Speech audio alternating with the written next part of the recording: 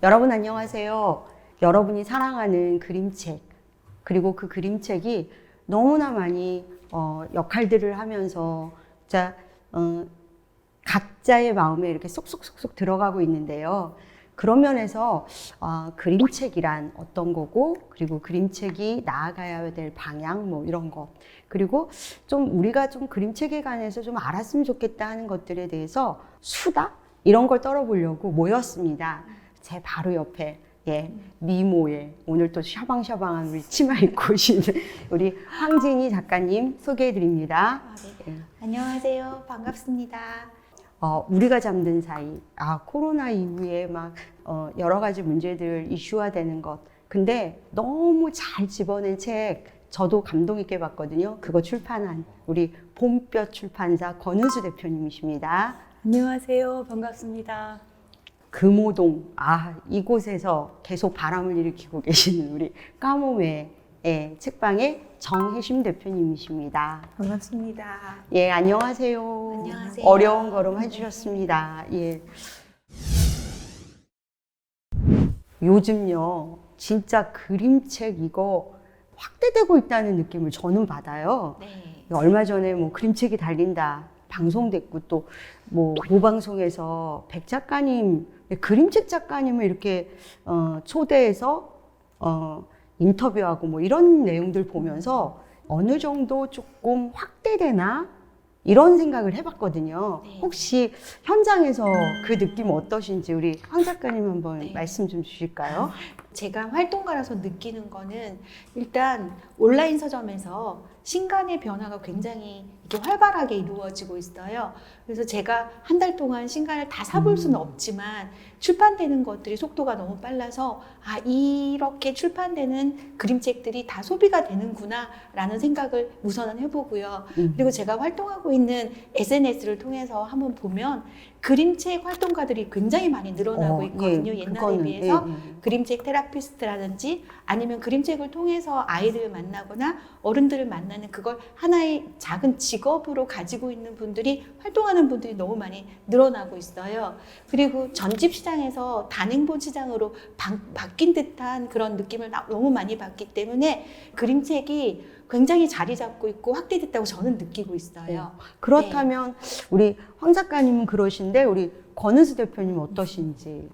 황 작가님 말씀대로 그림책 시장이 커진 건 분명히 맞는 것 같아요. 그러니까 저희는 출판사는 그림책의 생산자 입장인데 예전에는 어린이들, 유아들 대상으로 그림책이 만들어졌다면 지금은 저희 아까 선생님께서 말씀하셨던 우리가 잠든 사이에 같은 경우는 0세부터 100세까지 볼 수 있는 그림책이거든요. 그래서 기획 단계에서부터 이미 어린이 대상의 것도 있지만 성인들을 대상으로 하는 그림책도 나오고 있고 글을 읽어야 할 수 있는 친구들이 보는 것도 있지만 글 없는 그림책 시장까지 다양하게 확장이 되고 있다고 보시면 될 것 같아요. 그러면 시장이 커진 게 맞겠죠? 진짜 현장에서 책을 이렇게 소비자에게 공급하고 있는 우리 책방 입장은 어떤지? 저희 입장에서는 시장이 커진 거는 맞는 것 같아요.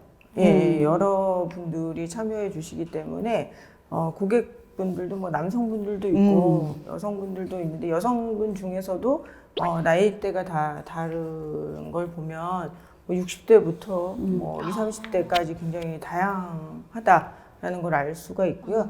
그리고 일단 시장이 커짐으로써 많은 사람들이 그림책에 대해서 좀 궁금하다라는 관심 이런 것들은 굉장히 많은 것 같아요. 그럼 지금 말씀하시는 걸 들어보면 조금 아까 제가 확대는 됐다라고 하는데 여전히 이거 그림책 맞아요. 이거 애들 보는 거 아니야? 뭐 이런 생각들을 떨칠 수가 없는 것 같아요. 그분들은. 이 부분에 대해서 우리 어떻게 생각하시는지. 이게 함정인 것 같아요. 좀 저희는 이제 모든 걸 좀 내려놓은 입장에서 정말 그림책을 통해서 세상을 보는 사람들이 되게 많이 주위에 많이 늘어섰어요. 근데 정말 그 어떤 강의를 현장에 나가보면은요. 그림책이란 매체에 대한 정의조차도 모르고 있거나 어떤 책을 사야 하는지는 모르는 분들이 대부분인 것 같아요. 지금 황 작가님 말씀처럼 사실 저도 제가 교통방송에서 하고 있는 프로 자체가 어른을 위한 동화예요. 근데 사실 동화가 아니잖아요. 제가 소개하는 게 사실 그림책이거든요. 네. 이걸 방송에서 말을 할 때도 뭐라 그러냐면 교수님 그런데 그림책이라고 말하기는 그렇잖아요.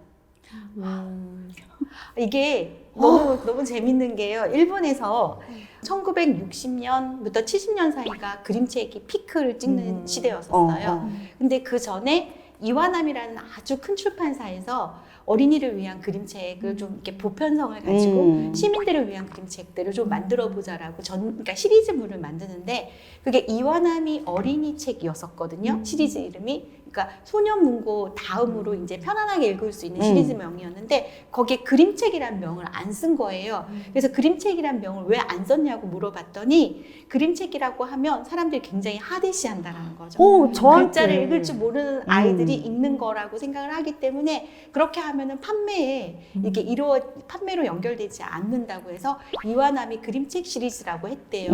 이렇게 그림책이 아이가 보는 책이라고 금방 황 작가님께서 일본 사례를 얘기해 주면서 말씀하셨는데 역시 그림책은 전 세대가 아우르는 책이 아닌가라는 생각을 해보네요. 요즘 책을 가지고 이렇게 뭔가 움직이는 이 움직임이 되게 활발해졌잖아요. 지적재산권 문제가 되게 예민하지 않나요? 그 부분에 대해서 혹시 우리 권 대표님 지적재산권에 대한 어떤 그 예민한 부분에 대해서 생각하시고 계신 부분이 따로 있으실까요? 네.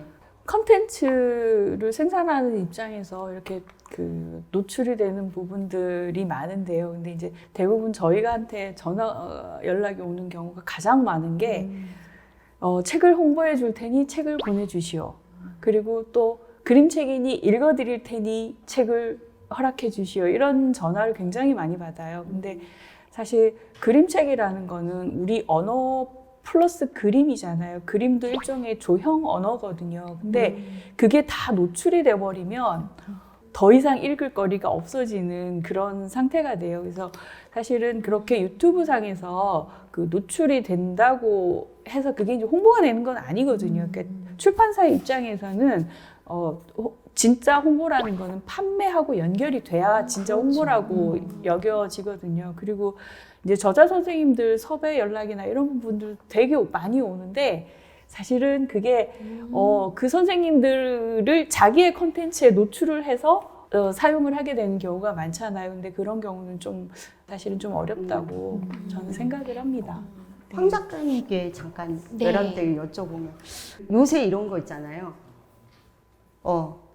읽을 수 없으면 그냥 듣기나 들어 해요. 뭐 이런 얘기하면서 근데 이제 영상으로 제작해서 하면 이제 현대 사회가 좀 M세대들이 모바일 세대라서 이제 읽기보다는 이제 듣는 세대라는 그냥 활동가로서도 말씀드리면 그림책이라는 것은 그러니까 글과 그림이 만나서 이게 만들어진 하나의 미디어잖아요. 그렇기 그렇죠. 때문에 이게 글을 읽어주는 걸 듣기만 하는 것으로는 충분하지 않아요. 제가 일본 그림책 번역가로서 모든 것을 좀 더 거기에 기초를 두고 말씀을 드리자면 일본에서 처음 그림책, 어린이와 그림책 관계성을 이야기할 때 그림책은 읽어주는 책이라는 말을 했었어요. 읽어주는 책은 뭐라냐면 어른들이 읽어줬을 때 아이들은 그림을 본다라는 거죠.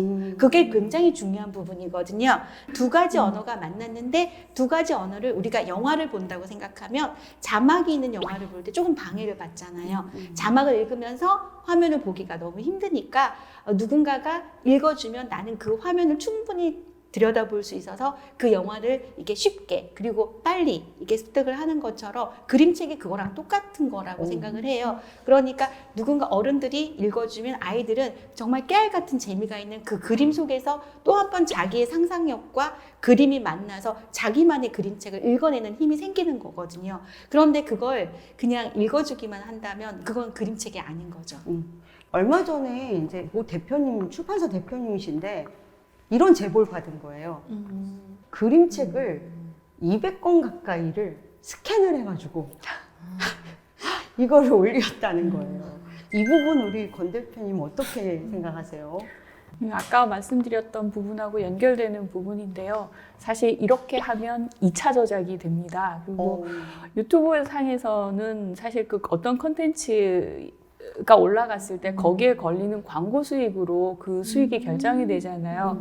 근데 그 수익은 어느 누구에게도 분배되지 않고 그 사람에게만 연결이 되는 거죠. 그러니까 그거는 사실은 해서는 안 되는 부분인 거고 저작권 동의를 분명히 받아야 되는 부분인 거죠. 사실은 저희 출판사에서 계약할 때 그게 계약 조항에 다 있습니다. 몇 컷 이상 공개하면 안 되고 그리고 오디오북이 요즘 많잖아요. 이를테면 읽어주는 거는 그냥 오디오북이고 드라마처럼 이렇게 왜 구연동화 하는 거 있잖아요. 그거는 또 드라마로 계약이 돼요. 그래서 그거 계약 조항 자체도 굉장히 복잡해지고 특히 외국 그림책 같은 경우는 굉장히 그게 예민한 부분이에요. 그러니까 한 사람이 읽느냐, 두 사람이 읽느냐 이런 부분들까지 저희가 다 체크가 되는 부분이거든요. 그러니까 지금 이거 하나하나 만들어내신 작가님들 이거 진짜 어마무시하게 애쓰고 진통 끝에 내놓는 거잖아요. 네.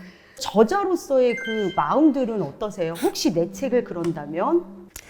그러니까 저도 되게 고민하는 부분이에요. 저도 낭독 모임을 하고 있고, 지금까지는 이제 오프라인에서 책방에서 한 7명 정도가 모여서 이제 각자 책을 가져와서 낭독을 하고, 근데 이제 코로나 시대가 딱 되면서 이게 온라인으로 하게 되고, 사람도 많아지고, 이러니까 저도 이걸 다 일일이 전화를 해서 출판사에 허락을 맡아야 되는 건가? 그래서 요즘은 낭독을 하고 있지 않거든요. 온라인 상에서는 전체를 낭독하지 않고 그냥 책만 가져와서 이 책이 왜 나에게 내 마음을 흔들었는지 예, 그런 이야기를 나누고 있어요.